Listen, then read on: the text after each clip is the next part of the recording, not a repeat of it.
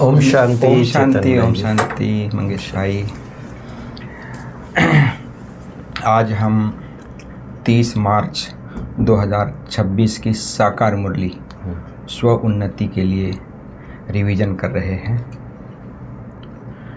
आज ये जो परमपिता परमात्मा शिव आकर ये बेहद का यज्ञ, इसका नाम है राजस्व अविनाशी अश्वमेघ रुद्र ज्ञान यज्ञ, गीता ज्ञान यज्ञ हो, ये इस यज्ञ का पूरा नाम है। तो बाबा कहते हैं ये स्वयं परमपिता परमात्मा का रचा हुआ यज्ञ है, महायज्ञ है। इस यज्ञ की बहुत बहुत संभाल होनी चाहिए, माना चाहे स्थूल रूप में हो चाहे सूक्ष्म रूप में हो। हम केवल स्थूल रूप की बात नहीं है कि भाई यज्ञ की हम संभाल कर रहे हैं चीज़ें की, हमारे वाइब्रेशंस भी, हमारे वातावरण भी श्रेष्ठ रहे, ये भी बहुत बड़ा संभाल है यज्ञ की। कोई प्रकार की निंदा ग्लानि या कोई ऐसा जो ऐसे तत्व ना आ जाए, उसकी भी एक संभाल तो बहुत संभाल करनी है। क्योंकि ये जो यज्ञ है स्वराज, अपना जो स्वराज है वो पाने का यज्ञ है। तो बाबा कहते हैं इसका रिस्पेक्ट जो रखते हैं, जो रखते हैं, उनकी जो विशेषता, इस यज्ञ की विशेषता को जो जानते हैं वो रख पाते हैं। इस यज्ञ के महत्व को जो जानते हैं इस यज्ञ का रिस्पेक्ट वो लोग रख सकते हैं। क्योंकि समझते हैं कि हम मनुष्य कवड़ी जैसा है, तो देवी देवता हीरे जैसा बनते हैं इस यज्ञ महायज्ञ से। और इस यज्ञ में मतलब कहने का मतलब ये है कि ये तमो प्रधान दुनिया सतो प्रधान बन जाती है। मतलब पुरानी दुनिया स्वाहा होके नई दुनिया का निर्माण होता है। तो बाबा कहते हैं साथ साथ इस पुराने शरीर को भी स्वाहा करना है। इसका अर्थ है इसके भान को भी स्वाहा करना है ना। इसका अभिमान ना है, इसका जाति धर्म विशेषता, इसकी बातों का है ना, ये ना, इसको भी स्वाहा करना है। तो ये महायज्ञ है। तो कोई भी ऐसा बेकायदे कर्म या चलन ना हो जिससे इस यज्ञ में विघ्न पड़े। क्योंकि यदि विघ्न पड़ते हैं तो हम इसके यज्ञ के रक्षक नहीं भक्षक बन जाते हैं। तो ऐसे तभी बाबा कहते हैं यदि हम इस प्रकार से ध्यान रखेंगे तभी इस यज्ञ का रिस्पेक्ट रख सकेंगे। क्योंकि राजस्व अविनाशी रुद्र गीता ज्ञान यज्ञ है, तो इसका क्रिएटर स्वयं माता पिता माना तत्वम तुम भी हो, तो बाबा कहते हैं। तो बच्चों को यज्ञ की बहुत हर प्रकार से संभाल करनी है। यज्ञ मतलब कोई ऐसा ये मकान और ये बनना यज्ञ नहीं है। बाबा के जो ये तो हेड क्वार्टर है ना, ये भी एक महायज्ञ है। और जितने हमारे सेंटर हैं, गीता पाठशाला हैं, ये भी यज्ञ है। तो ये जो बाबा कहते हैं ये मम्मा बाबा और बच्चे ये दोनों मिलकर इस यज्ञ की संभाल करते हैं। और इस यज्ञ की संभाल करते हैं क्योंकि इससे ही हीरे जैसा हमारा जीवन बनता है। इसलिए यज्ञ की संभाल करना है, बहुत इज्जत रखनी है इस यज्ञ की, बहुत लौ रखना चाहिए ताकि इस यज्ञ की वृद्धि हो। इस यज्ञ में अन्य आत्माएं भी आकर अपना जीवन भविष्य कहो सफल भी बनावे, उज्जवल बनावे। तो यदि ये करते हैं तो इसमें हमारा भी कल्याण होता है। तो यज्ञ में बच्चे बहुत आते हैं और वर्षा भी लेंगे जब यज्ञ की हम संभाल करेंगे।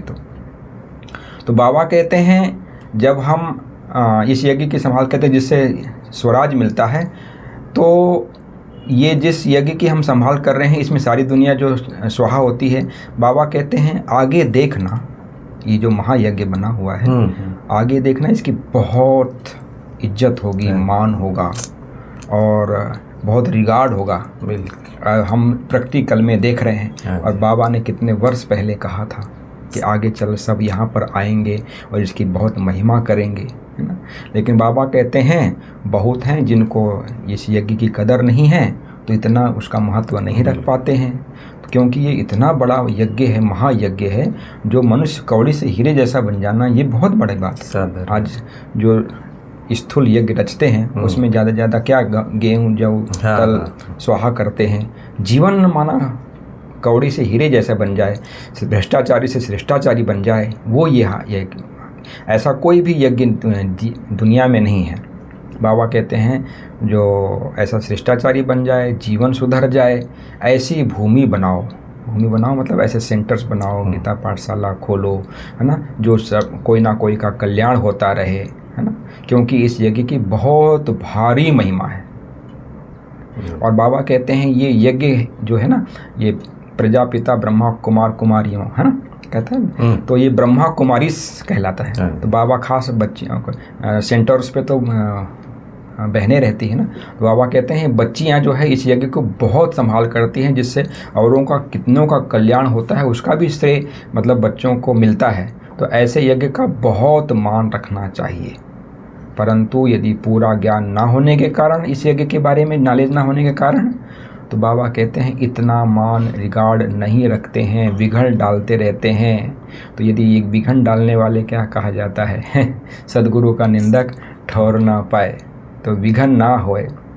इसलिए बाबा कहते हैं इतना हमें ध्यान रखना है कि यज्ञ का एक पैसा भी बिना पूछे कोई उठाना या किसी को दे देना, ये महान पाप है। तो एक बाबा उदाहरण दे रहे हैं, कोई चीज़ दे देना, कोई बात यज्ञ की लीक कर देना, हम पर चिंतन पर दर्शन में या किसी को बता देना, ये भी तो महान पाप है। बिल्कुल है ना। और बाबा कहते हैं इस यज्ञ महायज्ञ से जो समर्पण हो गए हैं या जो बीके बन गए हैं, उनकी हर प्रकार से पालना होती है। यदि भगवान के ऊपर हम तन मन से स्वाहा हो जाते हैं तो बाबा इस यज्ञ के द्वारा हमारी हर प्रकार से पालना करते हैं। तो इसमें बाबा कहते हैं लालच नहीं रखना है कि ये भी मिल जाए वो भी मिल जाए, नहीं, लालच नहीं रखना है, क्योंकि यहाँ हर प्रकार की सुविधा मिलती है, अंदर में कोई दुविधा नहीं रहनी चाहिए, इतनी सुविधा मिलती है ना। तो इसके लिए बाबा कहते हैं दिल साफ होना चाहिए।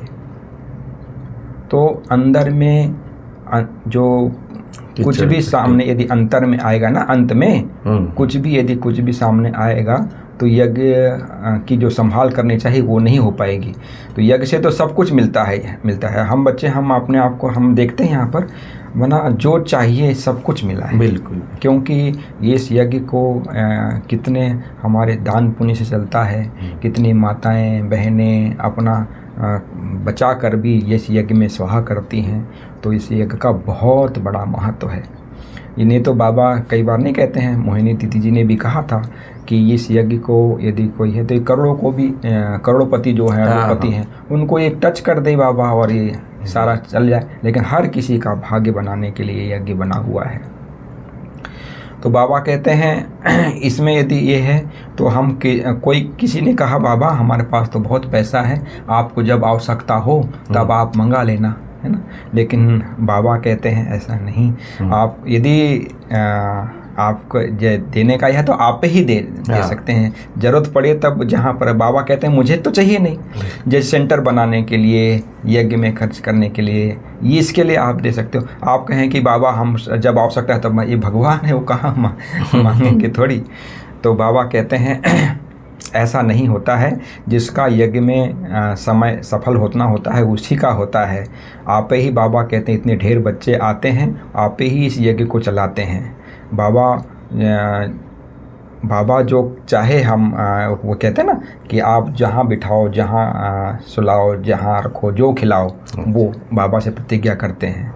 तो बाबा कहते हैं ये जो यज्ञ है इसमें महिमा केवल एक परमपिता परमात्मा की है, जो हम बच्चों को, क्योंकि सब बच्चे मिलकर संभालते हैं, लेकिन यज्ञ उसका है। देखो ब्रह्मा बाबा चले गए, हमारी दादियाँ चले गई, फिर भी ये यज्ञ चल रहा है। ये सिद्ध है कि उस निराकार का यज्ञ है ये। इसलिए हम ऐसा नहीं समझे कि हम हमारी सेवा न करने से ये नुकसान हो जाएगा या ये ऐसा नहीं कर पाएंगे। ये किसी के व्यक्ति विशेष की बात नहीं है। तो इसलिए बाबा कहते हैं इस यज्ञ में बहुत विघ्न भी आएंगे, इसलिए बाबा खास कहते हैं आगे चलकर इसका बहुत प्रभाव भी निकलेगा। तूफान तो आएंगे, है ना, जैसे कहते हैं ना, सच की नाव हिलेगी डुलेगी लेकिन डूब नहीं सकती, क्योंकि ये यज्ञ है जो क्षीर सागर तरफ ले जाने वाला यज्ञ है। विषय सागर से दिल अभी नहीं लगानी है। इसलिए बाबा कहते हैं इस यज्ञ में रहते हुए और किसी की भी याद ना आए, ये भी एक यज्ञ के रक्षक बनना है ना। माना याद मतलब किसी से आस अपेक्षा रखना, है ना, कि भाई फलाना मुझे कुछ देवे, है ना, या किसी से प्राप्ति हो। लेकिन एक से प्राप्ति तो वो किसी से भी करा देता है, एक से हम रखते हैं। बिल्कुल। तो इसलिए बाबा कहते हैं खास ये याद रखना है कि अपने आप में ये याद रखना है कि बाबा का एक मेन यहाँ का लक्ष्य है कि बाबा कहते हैं माँ में कम याद करो तो खाद निकल जाएंगी, पाप भस्म हो जाएंगे, और दुनिया में कोई उपाय नहीं है पाप भस्म होने के, सतो प्रधान बनने के। यदि बाबा कहते हैं परंतु योग नहीं है जिसमें देह अभिमान बहुत हैं, तो बाबा कहते हैं यदि देह अभिमान से जब मरे नहीं तो योग लग नहीं सकता है। बिल्कुल, मूल बात से है। ये आज बाबा खास और कितने अभी मुरलियों में सब खास चल रहा है देह अभिमान का। यदि देह अभिमान हमारे में है तो वो देही अभिमानी स्थिति नहीं है, तो अनेक प्रकार के कुछ ना कुछ विकर्म होते जाते हैं। तो बाबा कहते हैं फिर अंत समय में हमारी जो कर्मातीत अवस्था होनी चाहिए वो नहीं होगी, और कर्मातीत अवस्था बनानी है, कोई भी चीज़ की याद नहीं आनी चाहिए। ऐसे बाप को आज खास बाबा ने एक शब्द का है परप जली, मतलब खास याद करना चाहिए। परप जली, है ना, परप जली उस शब्द का मतलब हमने तो पहली बार सुना है। इसलिए बाबा कहते हैं इंग्लिश शब्द है ये पर्पसली, माना खास करके आपको बैठना है। जली, पर्पजली है, पर्पजली है। अच्छा, तो बाबा कहते हैं हाथ काटे दिल यार्डे ना। तो ऐसा ये बाबा की यज्ञ की संभाल बहुत जो किस्मत वालों को ही मिलता है, तो हम बहुत किस्मत वाले बाबा के बच्चे हैं, है ना। ऐसे पद्मपति भी बनते हैं इस यज्ञ से। जो गरीब भी यदि 1 रुपया भी देता है वो तो पद्मपति बन जाता है। तो इस यज्ञ में हम कई प्रकार के विघ्न भी आते हैं, यज्ञ में उधम मचाते भी हैं। तो ऐसे बच्चों का क्या हाल होगा, है ना। बिना कौड़ी खर्चा सेकंड में विश्व की बादशाही इस यज्ञ से मिल जाती है। ये बड़ी बात है। फिर आगे बहुत सुंदर। और सारे मुरली का आज का फोकस जैसे बाबा का यज्ञ और यज्ञ के प्रति कितना रिस्पेक्ट होना चाहिए। और ये यज्ञ जो है ना, बाबा ने जो लाइन कही कि ये कोई मकान नहीं है, ये बेहद की बात है, समझने। ये एक्चुअल में ये यज्ञ है, ज्ञान और योग का यज्ञ है ये, जिसमें ज्ञान योग की ज्वाला प्रज्वलित होती रहती है। यज्ञ जैसे होता है ना, तो उसमें कुछ ऐसी चीज़ें डाली जाती है और अग्नि प्रज्वलित होती है। तो ये जो बाबा के मकान जो है, ये समझो आप यज्ञ कुंड है, और इसमें निरंतर ज्ञान योग की ज्वाला प्रज्वलित हो रही। आप देखेंगे कि अगर निकाला जाए तो हर सेकंड कहीं ना कहीं कोई ना कोई बाबा की मुरली पढ़ ही रहा होगा, कोई ना कोई योग कर ही रहा होगा। तो निरंतर इसमें यह ज्वाला, जिसमें ये विषय विकार ये सब भस्म होते हैं, और इवन यज्ञ से मन इच्छित फल प्राप्त होता है। ये यज्ञ की बहुत भारी महिमा है। और ये यज्ञ तो पूरा विश्व में है। हाँ जी। तो कहीं दिन है तो कहीं अमृत बेला है, शाम है, तो वो भी एक ये है। तो चलता ही है, मतलब इसकी ज्वाला जो है वो 24 घंटे चल ही रही है, जल रही है। इसलिए वो प्रज्वलित करते हैं ना दीपक को, माना जो बुझ ना जाए, वो यहाँ पर प्रैक्टिकल में। हाँ, तो यही जो यज्ञ का बाबा ने बहुत और स्थूल और सूक्ष्म रूप से, इवन मनसा संकल्प में भी अगर हमारे व्यर्थ और निगेटिव है, हम तो ज़्यादातर स्थूल बातों पे जाते हैं कि भाई बिजली बचाओ, पानी बचाओ, या कुछ ऐसा नुकसान ना करो यज्ञ। लेकिन ये भी ये बहुत सूक्ष्म बात है। तो इस प्रकार से बाबा ने कहता हूँ एक अपनी दिनचर्या को अमृत बेले से लेकर रात तक भी हम यदि डिसिप्लिन, श्रीमत के अनुसार चलते हैं, तो ये भी एक बहुत बड़ा यज्ञ रक्षक बनना। राइट, एकदम राइट। माना समय पे योग करना, समय पे सेवा करना, समय पे खाना, समय पे सोना, बराबर है ना। ये बहुत राइट। तो वरदान है आज के मुरली से तीनों कालों को सामने रख, हर कार्य में सफल होने वाले सदा विजयी भव। ये तो निश्चित है, जिसने आदि मध्य अंत का सोच समझ कर कार्य किया वो कार्य सफल ही होगा और सदा विजयी भी बन जाएंगे। लौकिक रीति से भी जो समझदार होते हैं वह आगे पीछे सोच समझ कर कदम उठाते हैं कि भाई हम जो बोल रहे या कर रहे इसका परिणाम क्या होगा। तो वो यहाँ भी आप बच्चे जब भी कोई कार्य करते हो तो पहले तीनों कालों को सामने रख फिर करो। सिर्फ वर्णन नहीं करो, वर्तमान को भी नहीं देखो, वर्णन भी नहीं करो, बेहद की समझ धारण करो और विजयीपन के निश्चय के आधार पर, त्रिकालदर्शीपन के आधार पर कार्य करो। हर बोल बोलो, संकल्प करो, तब कहेंगे अलौकिक व असाधारण। और स्लोगन है, हद के किनारों को छोड़, एक बाप को सहारा बना लो तो पार हो जाएंगे। एक बाबा दूसरा न कोई। और अव्यक्त इशारा है कि निश्चय के फाउंडेशन को मजबूत कर, सदा निर्भय और निश्चिंत रहो। ओम शांति।